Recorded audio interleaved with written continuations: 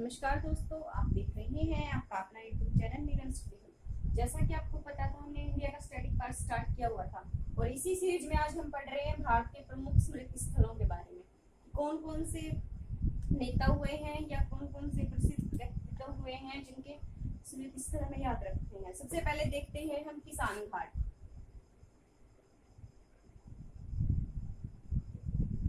किसान घाट किसका स्मृति स्थल है? चौधरी चरण सिंह।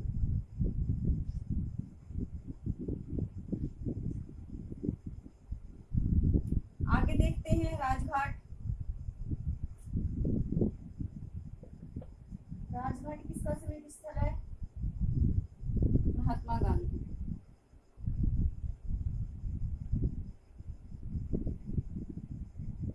अभय घाट। अभय घाट किसका स्मृति स्थल है? मोरारजी देसाई।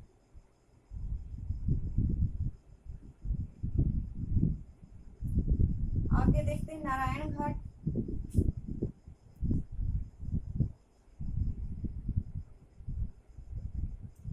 गुलजारी लाल नंदा।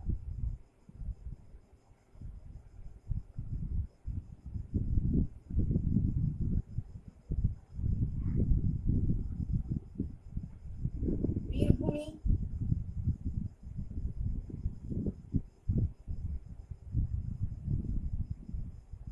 वीरभूमि राजीव।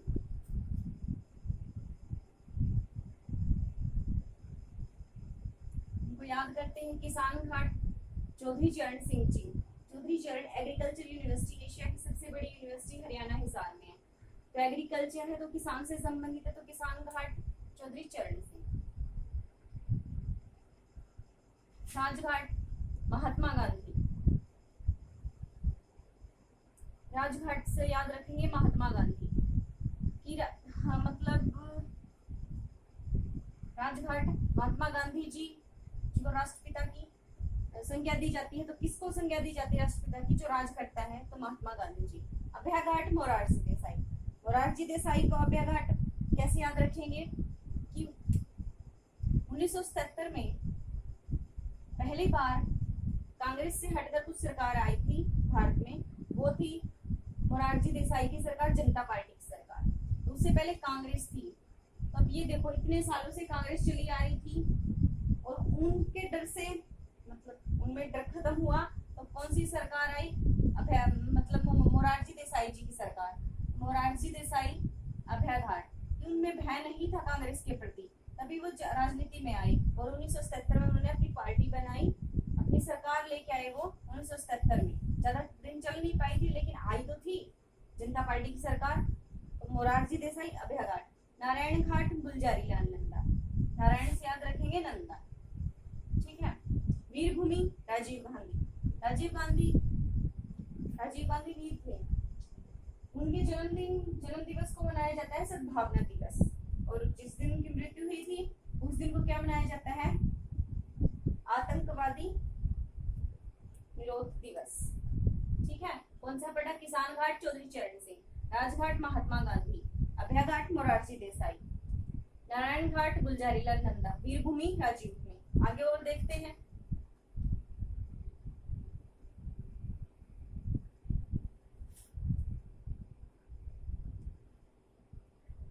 5 से 10 है, बस यही याद रखनी है एग्जाम में। आगे देखते हैं शक्तिवन। शक्तिशाली इंसान कौन थे? नेहरू जी, जो भारत के प्रथम प्रधानमंत्री बने थे, जवाहरलाल नेहरू जी, और शक्तिशाली थे। और शक्ति स्थल शांतिवन, मतलब हाँ शक्ति नहीं शांतिवन। शांति प्रिय कौन थे? पंडित जवाहरलाल जी नेहरू। तो उनको शांति प्रिय माना जाता था, इसलिए नेहरू के समाधि स्थल को बोलते हैं शांतिवन। शक्ति स्थल इंदिरा गांधी।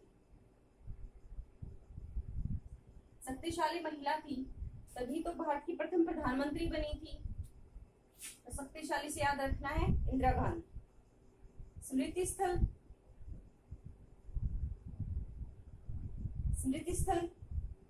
अटल बिहारी वाजपेयी।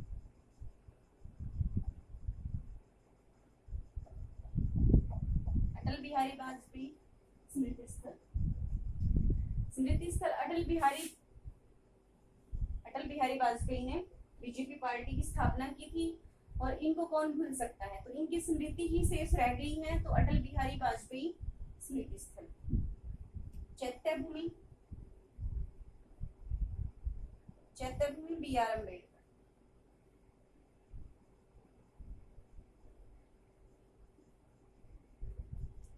आगे देखते हैं विजय घाट।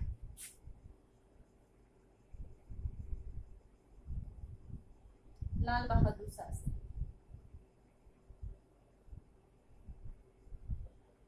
विजय ही प्राप्त की थी जब ताशकंद समझौते के लिए गए थे, पाकिस्तान से युद्ध हुआ था, उसके बाद ताशकंद समझौते के लिए गए थे लाल बहादुर शास्त्री जी, तो विजय प्राप्त की थी, तो इसलिए विजय घाट लाल बहादुर शास्त्री। शांतिवन नेहरू जी। शक्ति स्थल इंदिरा गांधी। स्मृति स्थल अटल बिहारी वाजपेयी। चैत्य बी आर अम्बेडकर। विजय घाट लाल बहादुर शास्त्री।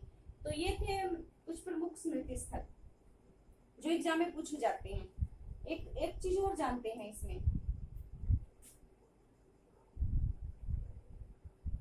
कि बहुत सारे देश हैं, विश्व में बहुत सारे देश हैं, तो वो अपने अपने ऑफिशियल डेटा रखने के लिए कुछ दस्तावेज रखते हैं, और उनके नाम से जाने जाते हैं, जैसे red, blue, white book, orange book, तो वो कुछ पढ़ते हैं प्रमुख दस्तावेज।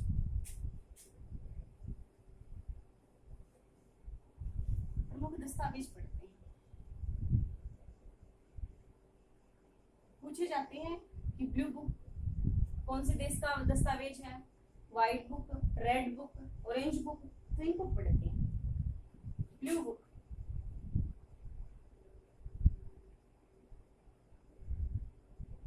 नीली किताब ब्रिटेन, ब्लू ब्रिटेन, ऐसे याद रखना है। आगे देखते हैं व्हाइट बुक।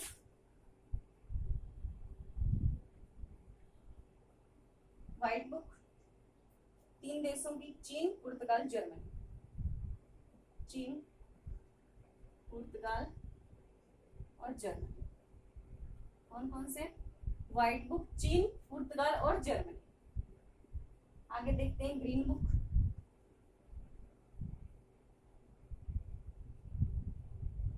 ग्रीन में से याद रखेंगे Italy,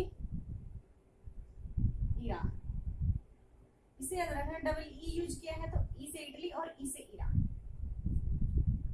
yellow book,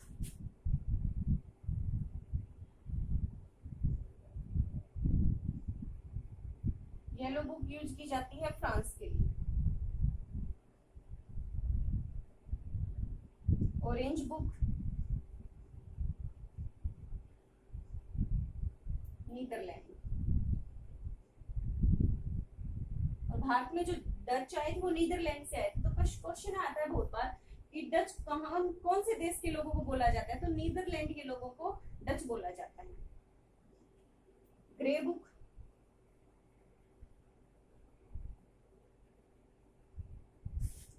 grey book Japan और बेल्जियम।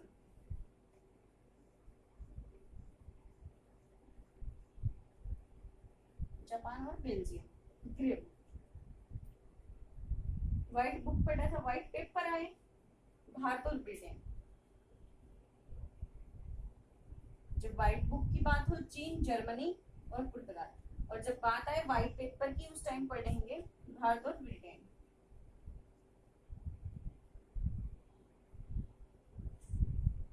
आगे देखते हैं रेड बुक। अगर रेड बुक के बारे में पूछते हैं तो जो भी प्रजाति विलुप्त हो चुकी है ना, उनका डाटा इसी में रखा जाता है। विलुप्त हुई प्रजाति, जो प्रजाति विलुप्त हो चुकी है उनके बारे में रेड बुक में मिलता है। तो इनसे क्वेश्चन जरूर मिलता है, अगर स्टैटिक पार्ट में से क्वेश्चन आते हैं तो। देखते हैं ब्लू बुक ब्रिटेन की, तो बी से याद रखना ब्लू, ब्लू बी से ब्रिटेन। रेड बुक जो विलुप्त हो चुकी है प्रजाति, उनके बारे में उनका डाटा रखा जाता है। व्हाइट बुक 3 देशों की पढ़ी, चीन, जापान, चीन, जर्मनी और पुर्तगाल। ग्रीन डबल ई यूज किया हमने, इटली और Iran. Yellow book France. Orange book Netherlands, और डच लोग बोलते हैं नीदरलैंड के लोगों को। ग्रे बुक जापान और Belgium. White book white paper Bharat और ब्रिटेन, और व्हाइट बुक हो तो चीन, पुर्तगाल और जर्मनी। और येलो, हाँ येलो से एक बात और याद रखना, मतलब करंट का क्वेश्चन आ सकता है कि जो हॉस्पिटल का अब मतलब कोविड की वजह से यूज हो रहे हैं, पूछ सकते हैं कि कोविड में यूज होने वाले कंटामिनेटेड वेस्ट के लिए कौन सा, मतलब कोविड कंटामिनेटेड वेस्ट के लिए कौन सा डस्टबिन यूज किया, किस कलर का डस्टबिन यूज किया जा रहा है, तो येलो का। ये क्वेश्चन आया है एनवायरमेंट के एग्जाम में, कुछ आया था शायद, और उसमें पूछा गया था, तो पूछा जा सकता है क्योंकि करंट का क्वेश्चन है, उठ सकता है। तो दोस्तों थैंक यू, आज का था ये सेशन अपना, और कमेंट करके बताना कैसी लगी video, like share and subscribe please, thank you.